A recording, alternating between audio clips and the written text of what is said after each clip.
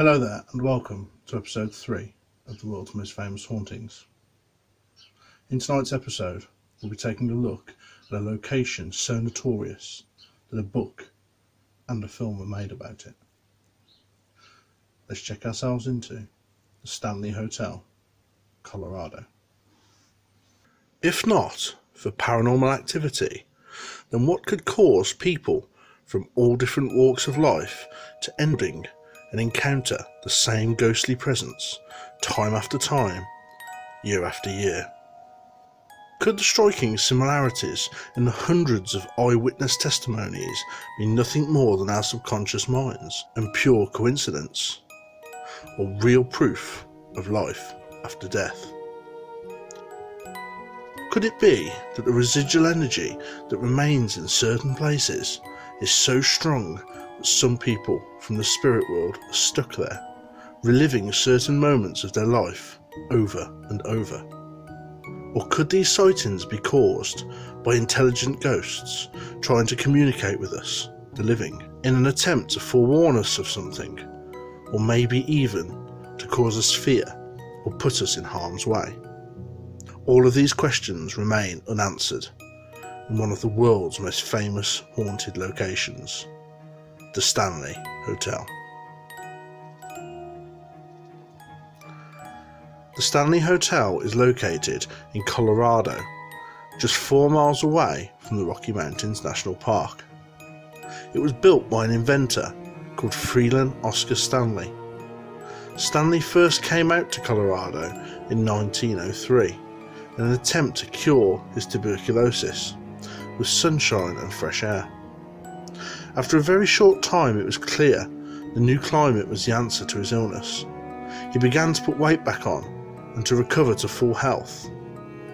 He decided to build a hotel here for people suffering with tuberculosis, such as he had been. He would also return himself every summer. The Stanley Hotel opened its doors to the first 48 rooms on July the 4th, 1909. Just 6 years after Stanley first ventured out there, close to his death. There are so many reported sightings of spirits in and around the hotel, spanning over decades, it's become accepted by the hotel staff and locals as to who they are. Welcome everybody to the Stanley Hotel, and welcome to room 217. Out of all the rooms at our hotel, this is probably the most famous and the most infamous.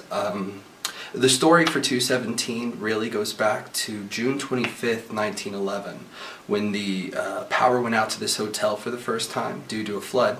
And F.O. Stanley, the founder of our hotel, started up a backup system for lighting, which was acetylene gas lanterns in every room. And there was a leak of acetylene that built up in room 217. That night, our head chambermaid, Miss Elizabeth Wilson, entered room 217 with a lit candle to turn on the lights, and she set off an explosion. We lost 10% of this hotel from that explosion. They found parts of this hotel half a mile south of here, and a local church service in town said in the paper the next morning they saw a bathtub fly up in the air. And Miss Wilson survived it. You see, Miss Wilson actually shot from the entrance to room 217 down to the first floor where she landed in the dining hall and survived. They had to take her that night to the nearest hospital in Longmont on a dirt road during a flood to save her life, though. And Miss Wilson was in a coma for 2 days. When she woke up, Miss Wilson came back to work at the Stanley about 18 months after that. And Miss Wilson worked here from 1913 till 1950, when she was 90 years old. And we think Miss Wilson still works here today, because we believe Miss Wilson is the spirit that is present in room 217. Everything we know about Miss Wilson in 217 to this day is very helpful. She's actually not that scary. The most common thing that happens is that people wake up with things tidied up even though they left them dirty through the night.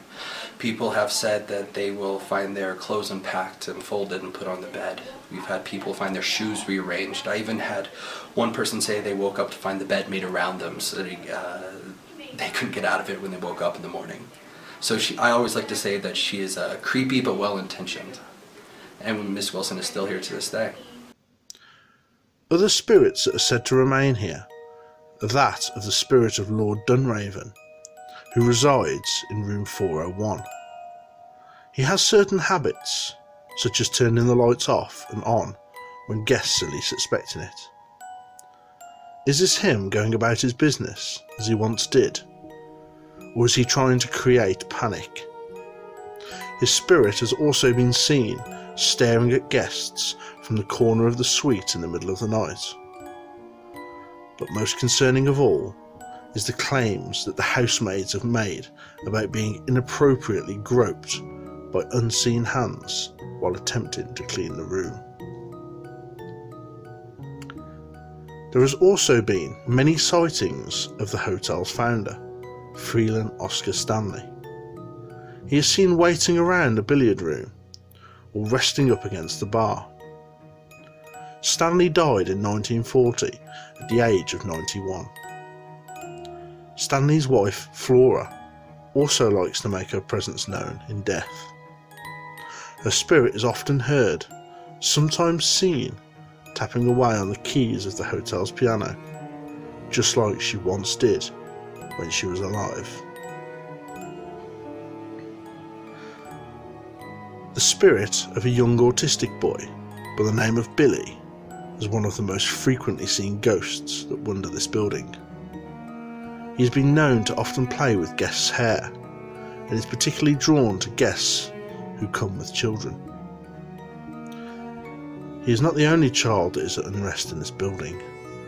Spirit children can often be heard giggling, running up and down and playing on the 4th floor of the hotel, where nannies used to look after their children in the hotel's early years.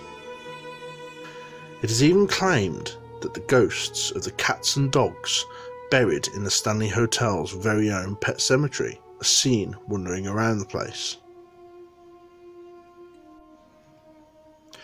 There's been some famous names stay at the hotel over the years, 2 of which notably stayed in room 217.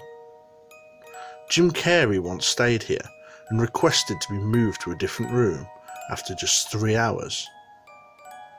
Jim Carrey has never publicly spoken about what he experienced in that room, but rumour has it he saw a spirit lady sitting by the bath. Could this have been the ghost of Elizabeth Wilson, the former maid? Possibly the most famous person to have stayed in the hotel in the room 217, and the reason behind a lot of the Stanley Hotel's fame and notoriety, was book writer Stephen King. Another story about room 217 goes back to 1974, when Stephen King and his wife spent the night in this room. You see, September 30th, 1974 was going to be the last day we were going to be open for the entire year, and Stephen King and his wife were the only 2 people to stay in this hotel for the night. So we put them in presidential suite, room 217, this room. Now, and they were alone in this entire hotel. After a night at the restaurant and at the bar, Stephen King was a little nervous about this hotel, so he actually came back here to go to sleep. And in his dream that night on this bed, Stephen King said he had one of the worst nightmares of his life, that a fire hose from the hotel was chasing his son through the hallway till it started constricting his son and trying to kill him. So King woke up terrified, sweating, and he went out to the balcony in front of this room to have a cigarette. And by the time he was done with that cigarette, Stephen King said he came up with the outline for the novel The Shining in his head. And so this room not only has a great paranormal history, it also has a fantastic literary history as well. And we still offer it to guests available every day at the Stanley Hotel. So why is the Stanley Hotel so active? Why do so many souls remain here and make their presence known? A lot of the people put this down to the very grounds on which the hotel is built.